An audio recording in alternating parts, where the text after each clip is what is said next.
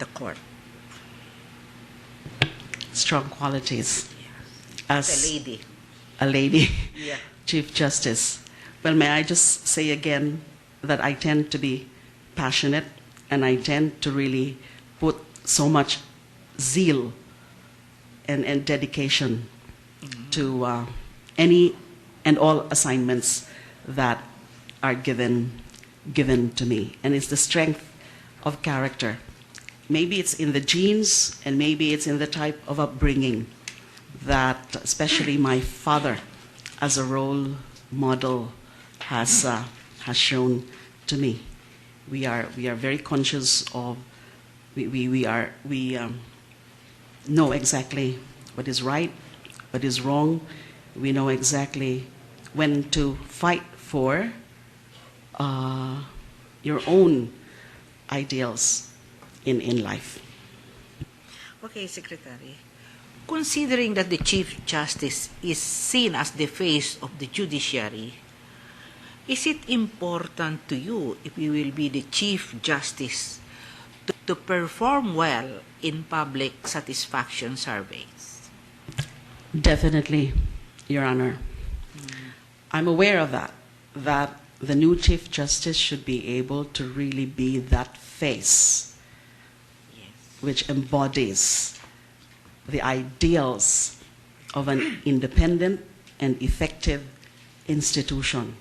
And therefore, it is quite imperative for the Chief Justice to perform well. Okay. Now, as the Chief Justice, in case you will be fortunate to be appointed, how do you want to be remembered? Just like my incumbency now, or my tenure as the Secretary of Justice, I want to be remembered as someone who provided the leadership, the vigor, and the hard work for the institution to be a trusted and respected institution. That's always my aim, even way back in the Commission on Human Rights. The institution as a respected and trusted institution which furthers human rights, or which has for its primary mandate the protection and promotion of human rights. Now that I'm the Secretary of Justice with the all-encompassing and very broad range of mandates and assignments given to me under the law and under the practical necessities of daily operations, that's what I'm trying to achieve.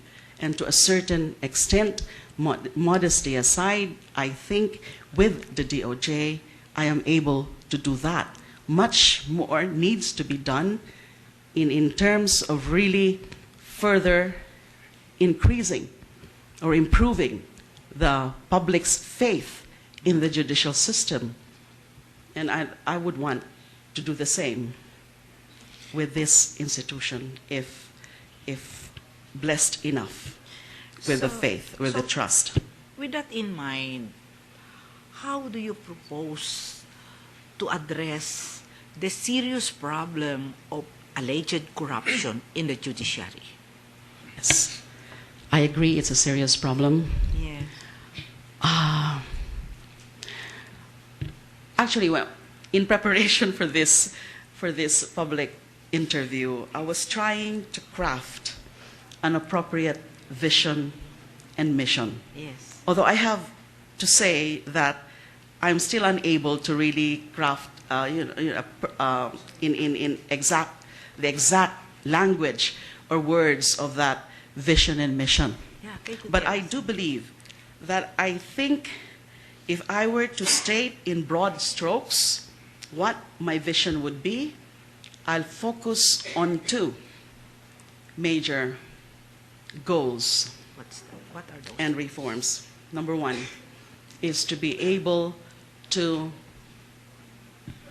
achieve the ideal of judicial independence in its fullest extent.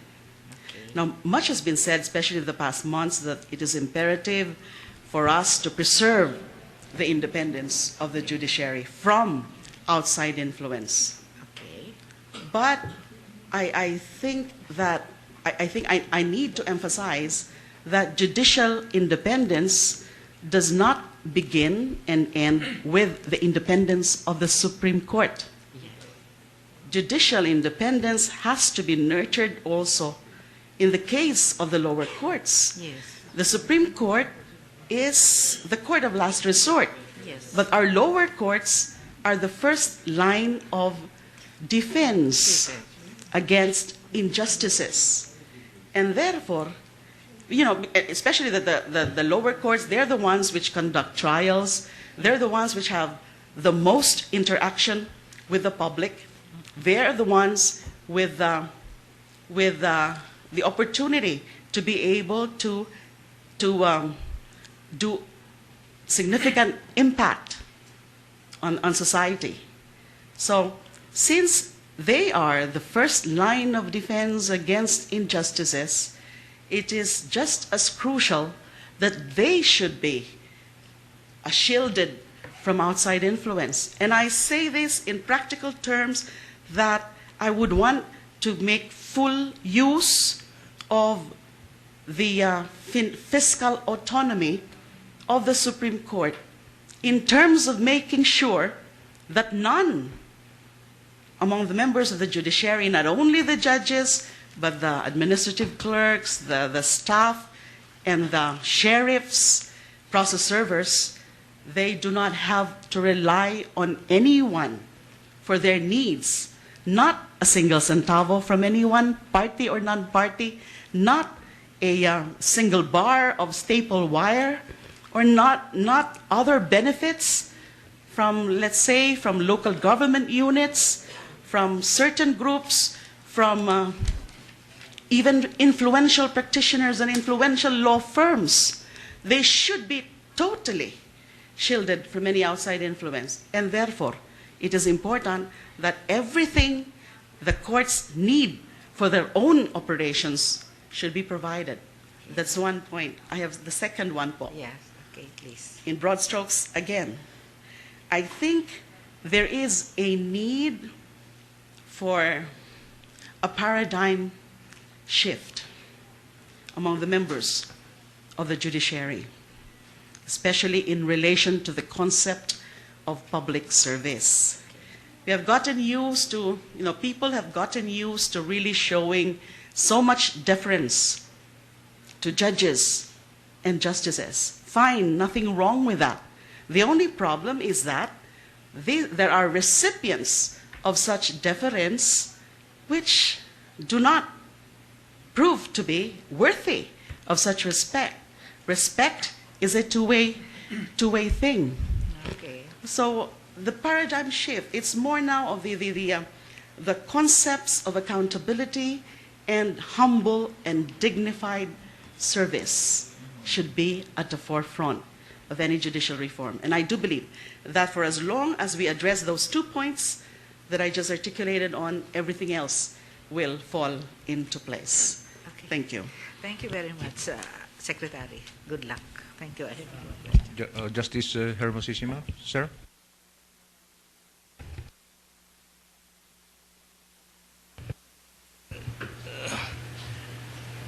I was concerned with the principles, the human rights, which advocate equality of women, the gender equality. Why is that so? When, as a matter of fact, men have always placed women on a pedestal.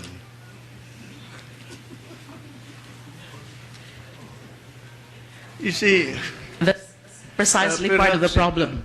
Perhaps it was because, well, in the Bible, the woman was only made from the rib of Adam. Or perhaps by Rudyard Kipling's statement in Luxley Hall, when it said, all thy passions much with mine are as moonlight unto sunlight, and as water unto wine. Well, we recognize your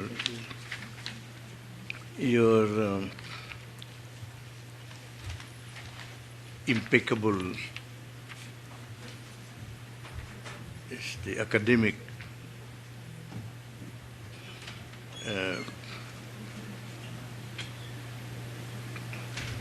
and educational attainments. But then we believe that that is not enough to be qualified for judgeship or for even as Associate Justice of the Supreme Court, and with more reason for Chief Justice of the Supreme Court.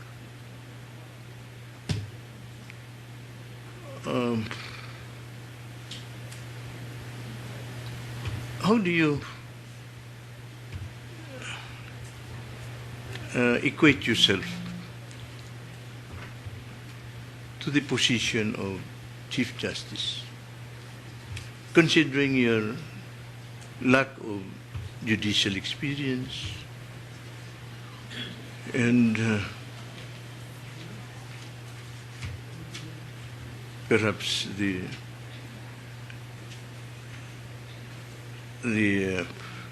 administration of 24,000 employees of the judiciary? What are your thoughts on this? Thank you, sir. First of all, I fully agree that academic credentials are not enough to qualify one or to be considered an ideal occupant of such a crucial position as a Chief Justice. As I've been mentioning early on, it's really a matter of character. It's the strength of character and the clarity of vision that an aspirant has to make him or her an ideal candidate for the position. In the first place, sir, judicial experience is not among the qualifications provided in the Constitution. In the first place, administrative skills and administrative experience also are not prescribed as a qualification. Otherwise, the best candidate would be the court administrator. Now, in particular reference to my experience, sir, I take this that if and when I'm appointed to the post, taking on the administrative responsibilities is just the same as what my experience had been when I joined the CHR, when I joined the DOJ. Administering the affairs of an institution does not really require a special or some special administrative skills. It's more of your determination to know exactly what the institution needs in the operational aspect, and having the determination also to put in place the needed reforms. I have had some substantial experience in running institutions. CHR had 13 administrative regions all over the country. We have lawyers. DOJ especially. DOJ is not just the main office, it's not just the National Prosecution Service. I also supervise and have control and supervision over 10 constituent and attached agencies. Now, in the National Prosecution Service, we have prosecution offices nationwide, and we have thousands of personnel nationwide. And in terms of administering the DOJ and its attached and constituent agencies, remember, sir, that these agencies these agencies under my control and supervision span the whole gamut of the country's criminal justice system, from investigative to prosecutorial to rendering of opinions, legal to prosecution and even correction, the correctional aspect of the criminal justice system. I do believe, sir, maybe Supreme Court would be a bit different in terms of the gravity of the responsibilities or the gravity of the needs and challenges of this institution. But given, again, my background, I think I would be up to the task. Although I'm used to really assuming posts, hitting the ground, and immediately thrown into situations where I have to learn so much. My learning curve has always been quite short whenever I assume new posts. Thank you. Well, if you are as convincing then as you are convincing now, I think you are well qualified. Thank you. Maraming salamat po. Attorney Mejia. Attorney Mosque, Secretary Mosque, please. Maraming salamat. Mr. Chairman, magandang hapon ho, Secretary Laila. Good afternoon. Before anything else, gusto ko lang sabihin na isang malaking karangalan para sa akin na gampanan ang inyong tungkulan bihing kalihim ng kagarawan ng katarungan sa pagkakataong ito po. Madam Secretary, kayo po ay tanyag, kayo po ay sikat sa ating bansa. Marami po ang inyong tagahanga at marami po kayong supporter. Maraming naniniwala sa inyong mga adhikain at sa mga tinutulak niyong reforma bilang kalihim ng ating Justice Department. Maaari ko ba yung tanong, ano ho ba ang sa tingin ninyo ang inyong di kaanyayang trait or katangian? What is your worst character trait, Madam Secretary, you think?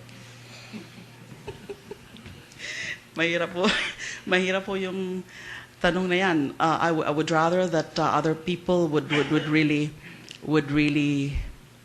provide that answer, but I can try. Ang isa pong nakikita sa based on experience po, minsan po masyado pong malambot ang puso ko. Actually, in public or when in discharging public duties, I project a very strong image and no nonsense personality. Pero ho, sa totoo lang, malambot ang puso ko. And there are times that I find myself in a quandary, in a dilemma on how to really address specific situations because of that. At ang pangalawa po, malambot nga po ang puso ko, pero grabe naman po ang temper ko.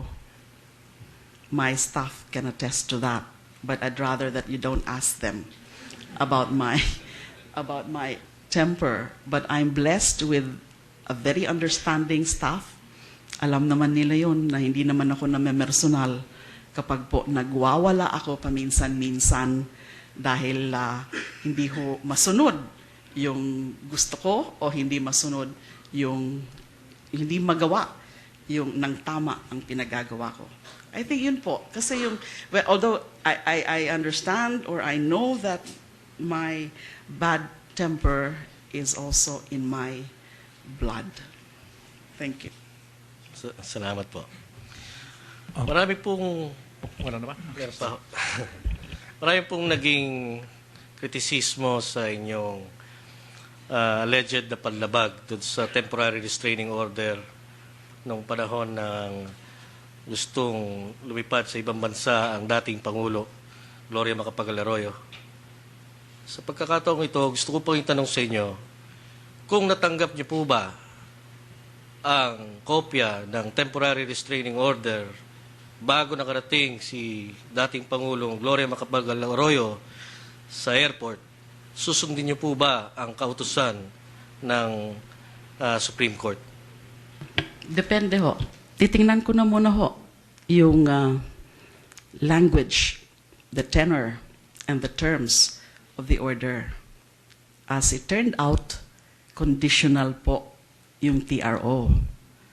So kung natanggap ko po yun at napansin ko, yun ay kung napansin ko na subject pala to conditions, and I had no way of validating at that point kung nasunod na po yung conditions or any condition, then hindi ko pa rin ho yun susundan. Madam Or Secretary, susundin. if we deal with absolute terms now, there is no condition, it is unequivocal that the Supreme Court is directing you to restrain your department from enforcing the watch list order. Would your answer be the same? I would be in a real dilemma. But it's something that I cannot give a categorical answer now. Although it was my position at the time also that we did intend to file a motion for reconsideration of that order. So sa tingin ko po, at that time, yung perspective ko po nung time na yon ay hindi ho kami masyadong napakinggan bago nag-issue ng TRO. But again, let me just say that I do not want to dwell further on that because the first two reasons that I have already explained or elaborated on are enough to justify my actions. Thank you. Sorry, just a few more, Secretary de Lima.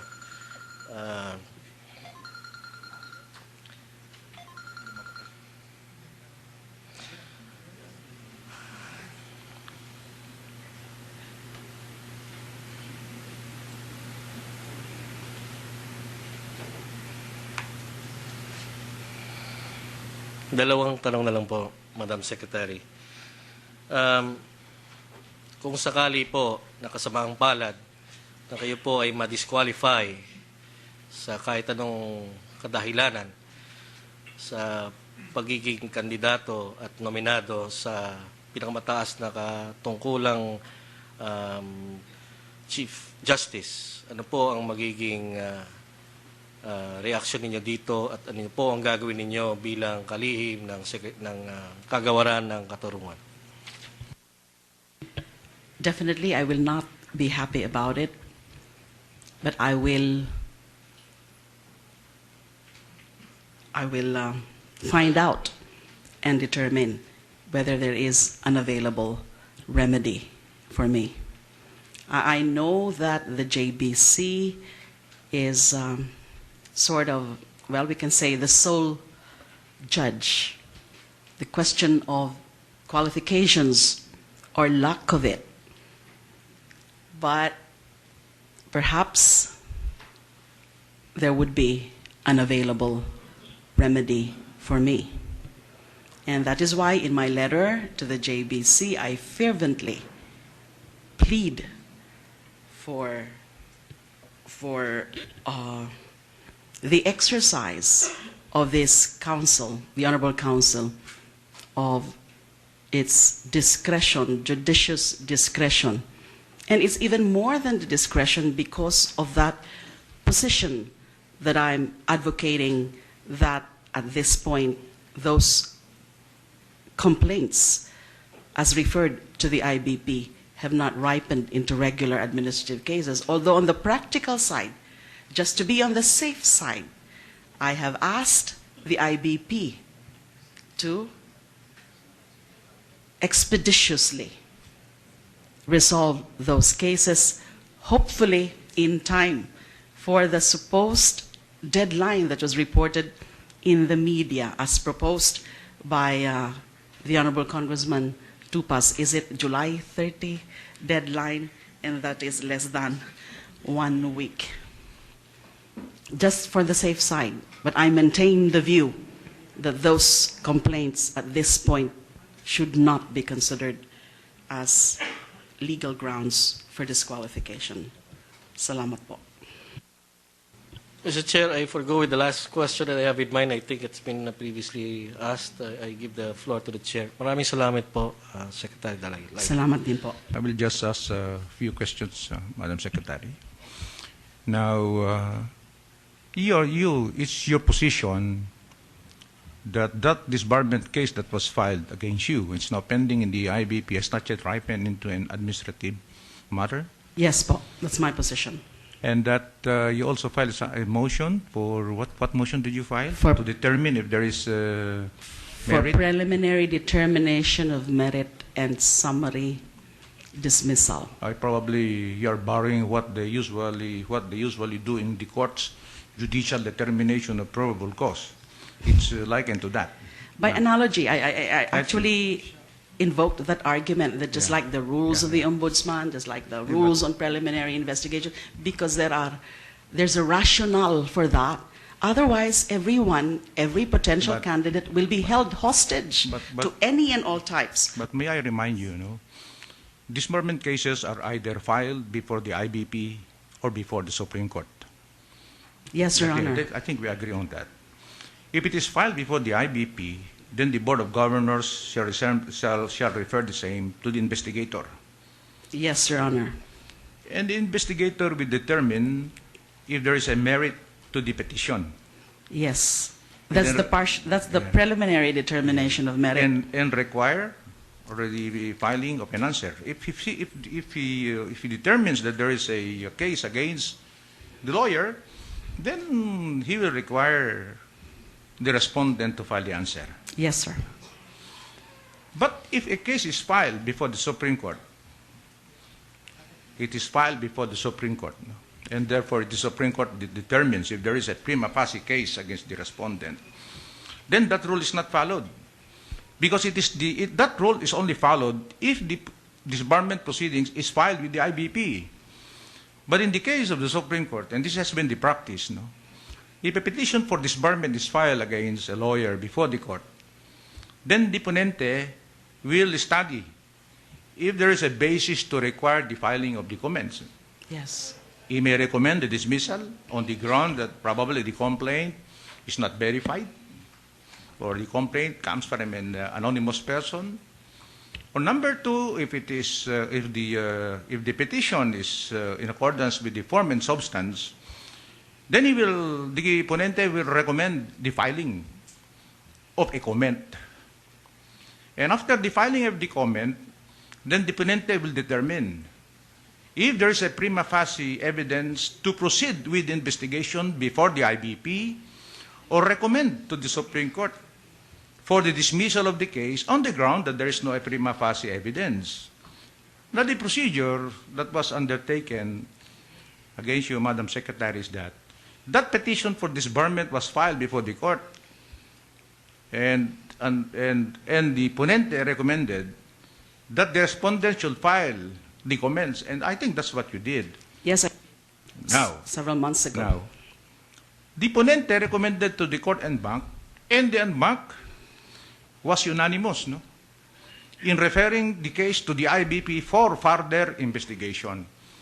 Now you file a motion for a predetermination if there is merit to it. Do you think that the investigator will go against the resolution of the court referring the case for further investigation, and considering further that the institution of the petition for disbarment was filed before the court? I ask you this because indeed we have agreed that we will determine the qualification of the nominees by the 30th of July. If you file a petition, if you are fortunate enough that they will entertain your petition for the determination, yes, if there is merit to your petition, the petition will not end. If the investigator finds that there is no merit, the proceedings will not end in the hands of the investigator. It will still go to the Board of Governors of the IBP.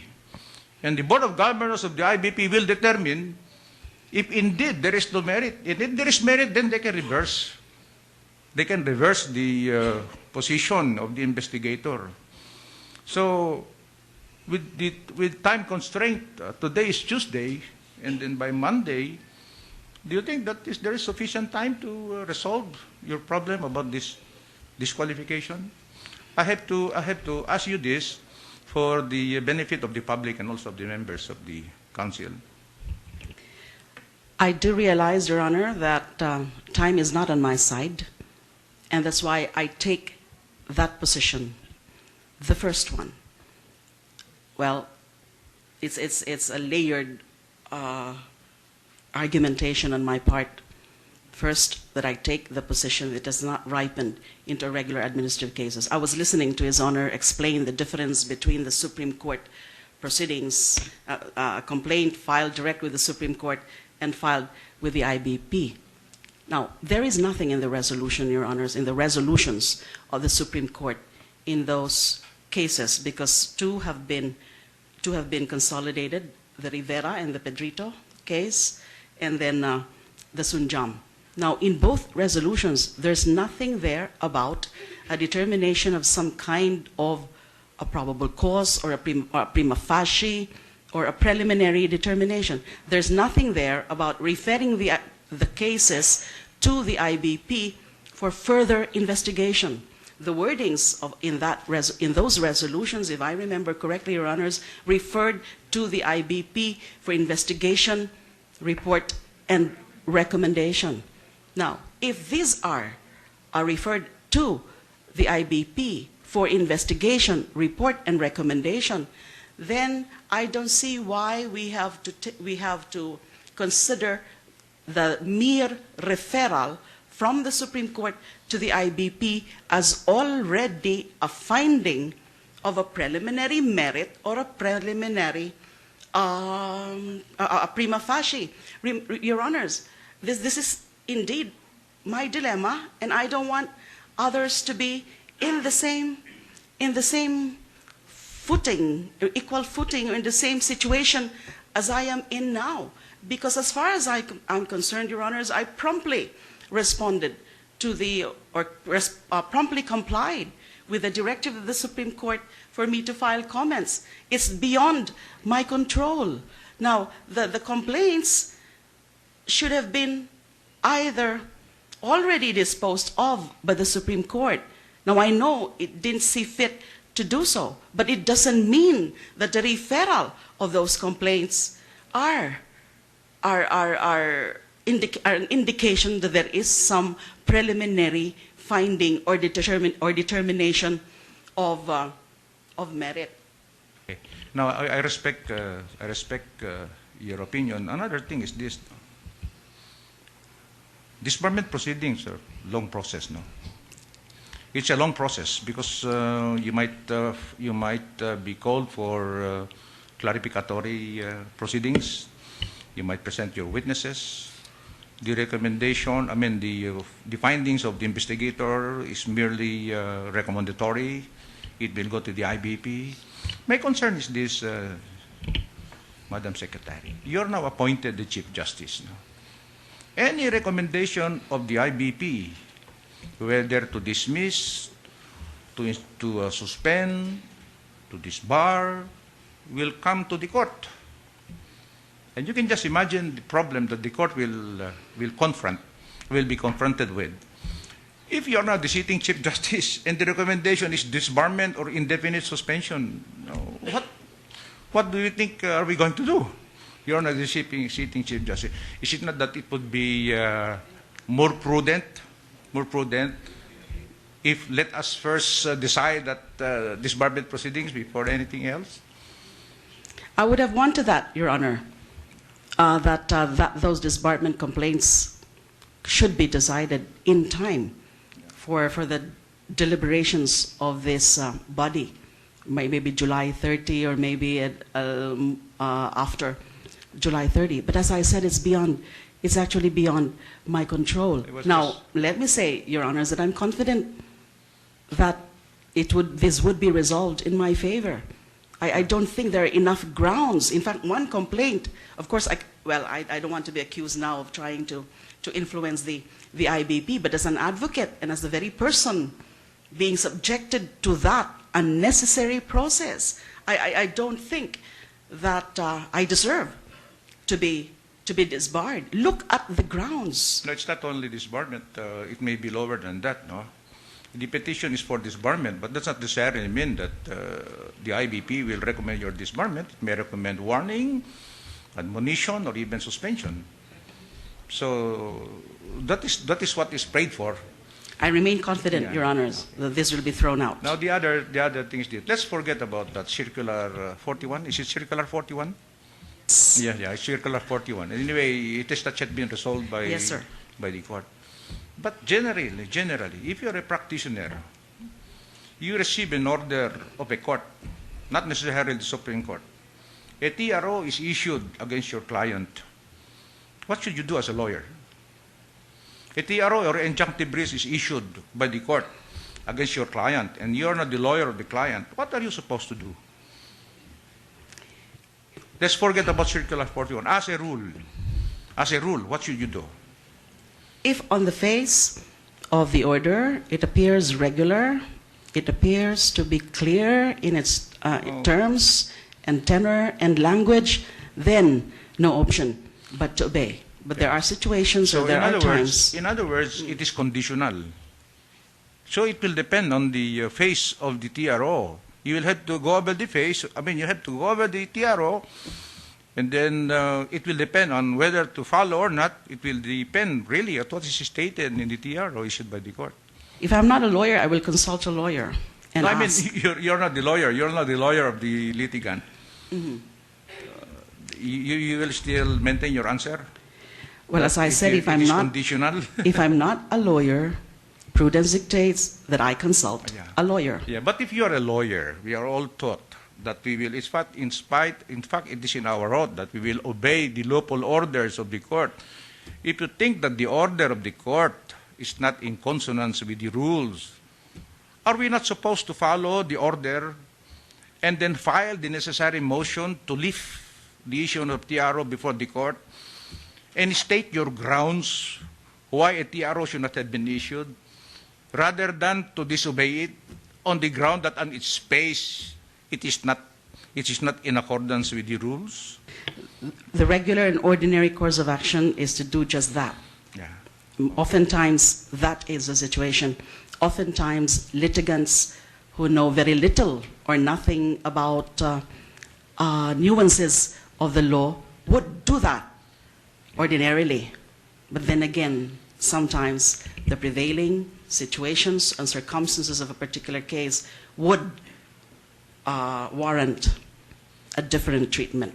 Yeah, by the way, Madam Secretary was a classmate of my wife, San Beda. Sir. Okay. My regards to her, Justice Now, Peralta. I have my last question. No? This is not a question formulated by me, no? But I will be causing an injustice to that lawyer who gave me that question. And the question is simple. If you are now the Chief Justice, and in the past, and you have something in the past or background, that if it is exposed or made known to the public as a Chief Justice, it will cause embarrassment to you and the judiciary. They have something in the past or background. It is a question fed to me by a lawyer, and I said it will be an injustice if I will not ask that question because I accepted it. I would always have an option, Your Honor, to do what is the right thing. That's all I can say. Okay, just a note. I would just want to quote what Justice Holmes once said about a candidate. No? Being a jurist is not about the logic of the law.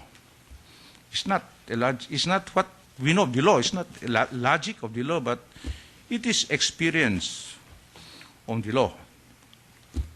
Now, candidly, no, do you possess the necessary experience in order to become the Chief Justice of the land?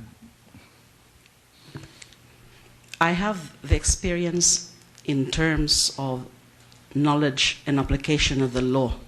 It may not be as extensive as the rest, or it may not be as extensive as the current members of the judiciary or the Supreme Court. But I have what it takes. I have it in me that with enough industry and dedication and determination and focus, I would be able to exhibit that competence in the command of the law, in the study of the jurisprudence. I'm always a good student of law, and experience also experience would be quite helpful. Thank you. He also agreed that one of the qualities of a Chief Justice or even a jurist is judicial temperament. Yes, of course. yes, Your Honor. I think that's one of the most important qualities, because you will be dealing with experienced jurists, and 14 at that. No? Now, I will read to you of a definition of a judicial temperament, and then tell me if you agree with the definition, and tell me why. Okay. A learned lawyer from the United States of America who was monitoring the qualification of jurists in America wrote this one, and he said,